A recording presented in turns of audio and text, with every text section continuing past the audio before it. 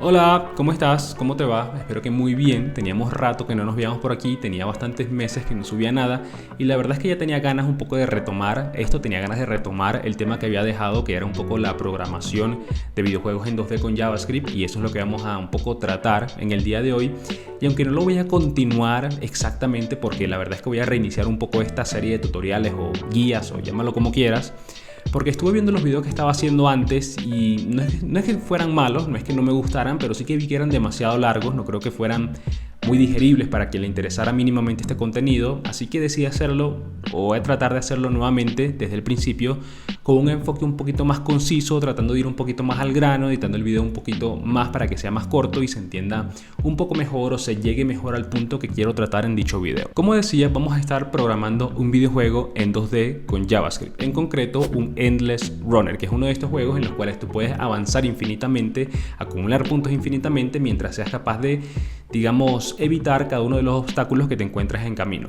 En concreto queremos hacer el juego de Chrome que aparece cuando te quedas sin internet, el del dinosaurio que empieza a saltar unos cactus y unos pájaros que van pasando. Bueno, ese es el juego que queremos hacer. Y antes de pasar con la programación en sí, me toca explicar un poco qué es un videojuego, cómo funciona el mismo para que podamos entender qué es lo que vamos a hacer. Y todo empieza con que un videojuego no es más que una serie de imágenes que se reproducen en una pantalla una tras otra y con la que somos capaces de interactuar de una forma u otra, depende del videojuego. A nivel interno, para que la generación de cada una de esas imágenes pueda llegar a ser posible, puedan llegar a darse a cabo, es necesario que se ejecuten tres acciones. La primera sería recibir, almacenar o detectar de alguna forma el input del usuario, y con esto quiero decir saber en todo momento qué tecla está presionando, qué joystick está moviendo, qué botón está pulsando. La segunda sería actualizar el estado del videojuego, y con esto me refiero poniendo a Mario como ejemplo, el juego que todos conocemos.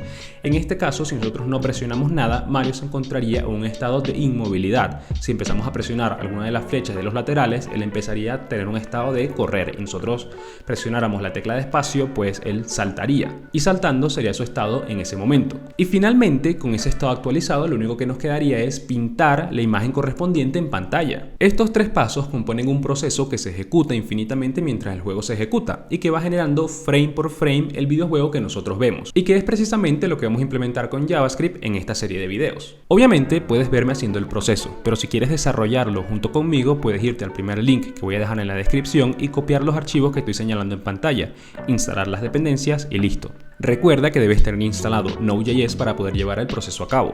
Y bueno, para iniciar debes tener en mente los tres pasos que mencioné, porque vamos a ir en orden, empezando por el primero, recibir el input del usuario. Esto lo podemos lograr de forma muy sencilla con esta estructura set, que es básicamente un array, donde vamos a guardar el nombre de las teclas que en ese momento están siendo presionadas. Con el evento keyDown guardamos la tecla presionada y con el keyUp la quitamos del array. Luego te voy a explicar por qué uso un set en lugar de un array. Ahí ya tendríamos capturado el input del usuario. Teníamos listo el paso 1.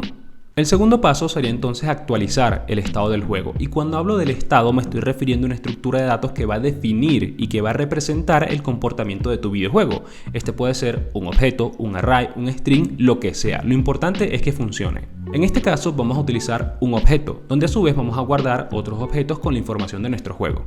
Desde ya te digo que vamos a estar usando programación orientada a objetos para facilitarnos las cosas, y el estado lo vamos a representar con esta clase state, que va a contener, entre otras cosas que ya veremos más adelante, el estado de nuestro dinosaurio, que igualmente va a estar manejado en nuestro código por esta clase dinosaur. Ahora voy a hacer un pequeño paréntesis para decir que el estado va a almacenar la información de todas las cosas que estén en pantalla mientras jugamos: el dinosaurio, las nubes, los cactus, las aves, etc. Y si te das cuenta, todos estos elementos tienen en común que debemos actualizar su posición y dibujarlos en pantalla en algún momento. Así que cada una de estas entidades, empezando por el dinosaurio, van a tener en ellas un método update que va a retornar una nueva instancia del objeto con sus propiedades actualizadas, y un método draw que los va a dibujar en pantalla. Llegados a este punto, ya tenemos el estado de nuestro videojuego, que por ahora solo mantiene la información del dinosaurio. Lo que nos queda de los tres pasos que comentamos anteriormente es dibujar las cosas en pantalla. Y para ello igualmente vamos a abstraer toda esta funcionalidad en una clase aparte que se va a llamar display, que se va a encargar de todo esto. En el constructor de la clase display vamos a crear un elemento canvas que vamos a insertar en el HTML, y de ese canvas vamos a obtener el contexto 2D, que es el que nos permitirá dibujar sobre ese lienzo. Ahora, en la función draw vamos a limpiar la pantalla y dibujar nuestro dinosaurio basándole el contexto 2D para que el dinosaurio pueda dibujarse a sí mismo. Vamos a llenar el método draw del dinosaurio para que dibuje, por ahora, un rectángulo. Y ahora simplemente debemos actualizar nuestro index para que ejecute todos estos cambios que acabamos de hacer. Si te fijas, aquí tenemos representadas las tres fases de las que hablamos antes: recibir input, actualizar el estado y dibujar. Y si ejecutamos esto en nuestro navegador, vamos a visualizar el rectángulo que pedimos que dibujara a través de nuestra clase Dinosaur. Y listo, eso ya sería básicamente todo por este video. Ya vimos cómo implementamos esos tres primeros pasos que son necesarios para que todo videojuego funcione: recibir un input, actualizar un estado, dibujar ese estado en pantalla. Ya tenemos esos tres pasos listos. En el próximo video veremos cómo ejecutar una especie de ciclo que va a infinitamente ejecutar estos tres pasos una y otra vez para que se vea cierta fluidez o ciertas acciones, movimientos, realismo en nuestro juego.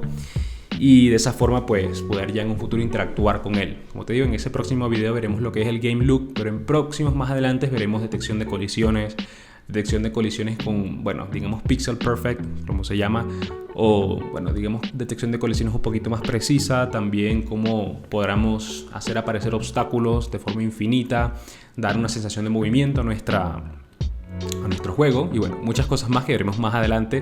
Así que nada, te espero entonces en esos próximos videos, por favor. Nada, te espero. Así que chao, gracias, nos vemos, bye.